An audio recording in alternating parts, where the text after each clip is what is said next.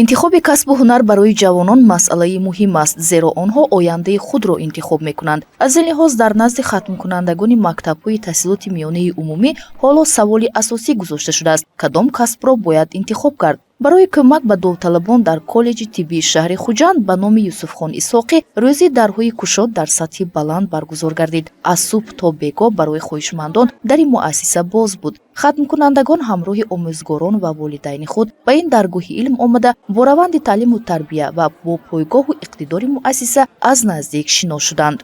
дар давоми 2 моҳи гузашта омӯзгорон тарғиботчиён дар тамоми мактабҳои шаҳру навоҳии вилояти Суғд корҳои фаҳмондадиро оид ба ихтисосҳои муассиса гузарониданд ва имрӯз дар рӯзи дарҳои кушод аз тамоми анамин мактабҳо, гимназияҳою шаҳру навоҳиҳои вилояти Суғд довталабон дар дарҳои кушод иштирок доранд.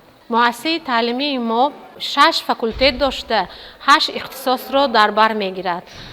ҳар як ихтисосҳое ки дар мо ҳаст ҳам гурӯҳҳои буҷавӣ, ҳам гурӯҳҳои шартномавиро дорад ки довталабон метавонанд ҳам гурӯҳҳои буҷавӣ, ҳам гурӯҳҳои шартномавиро интихоб намоянд.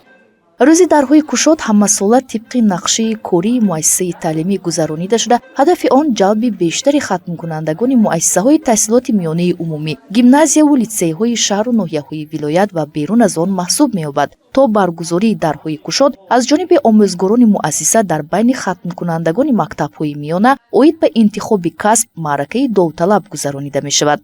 дар ин рӯз бевосита директори муассиса номзади илмҳои таърих Нурзода Амирҷон Рӯзихон бо хатмкунандагони мактабҳое ки дар рӯзи дарҳои кушоди коллеҷ иштирок карданд суҳбати озод доир намуд. дар чорабинии имрӯза довталабон хатмкунандагони беш аз 20 мактабҳои таҳсилоти миёнаи умумии шаҳру ноҳияҳои вилояти Суғд бо мақсади шиносоӣ бо раванди таълиму тарбия боздид ба амал оварданд. ҷоиз ба қайд аст ки ҳоло дар коллеҷи тиббии шаҳри Хуҷанд 20 кафедра ва 6 факулта амал намуда, аз рӯи 8 ихтисос кори момудоягӣ, ҳамширагӣ, фарматсевтӣ, табобатӣ, кори тиббӣ ташхисӣ, тибби офиятбахшӣ, кори дандонсозӣ ва реабилитатсияи тибби иҷтимоӣ зиёда аз 4000 донишҷӯёнро ба таҳсил фаро гирифтааст. бояд гуфт ки дар муассиса тамоми шароити муосиру мусоид аз ҷумла маркази таълимии малакаҳои амалӣ, озмоишгоҳҳои таълимии фарматсевтӣ, таълимии химия, таълимии биологӣ, маркази таълимии стоматологӣ амал мекунанд ки бо дастгоҳ ва аёниятҳои муосири тиббӣ ҷиҳозонида шуда,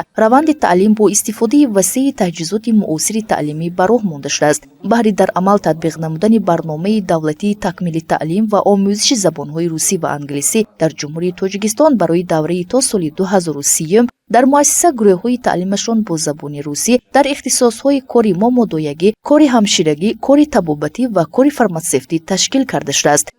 муассисаи давлатии таълимии коллеҷи тиббии шаҳри Хуҷанд яке аз муассисаҳои бонуфуз соҳибмақом буда таърихи зиёда аз 90 сола дорад.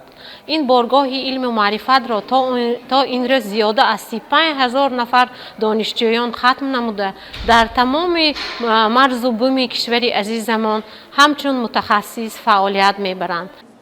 дар рӯзи дарҳои кушод хатмкунандагон бо шароити таълиму тарбия дар коллеҷи тиббии шаҳри Хуҷанд дастовардҳои илмиву фарҳангиву варзишии муассиса аз наздик шинос гардида, бо гирандагони идрорпулӣ ва омӯзгорони коллеҷ ҳамсӯҳбат шуда ба саволҳои худ ҷавобҳои мушаххас гирифтанд. рӯзи дарҳои кушод то бегоҳ идома ёфта, беш аз 400 нафар хатмкунандагон дар ин чорабинӣ иштирок карданд. Рамзия Ҷӯраева, Қобилҷон Шарипов, Азия.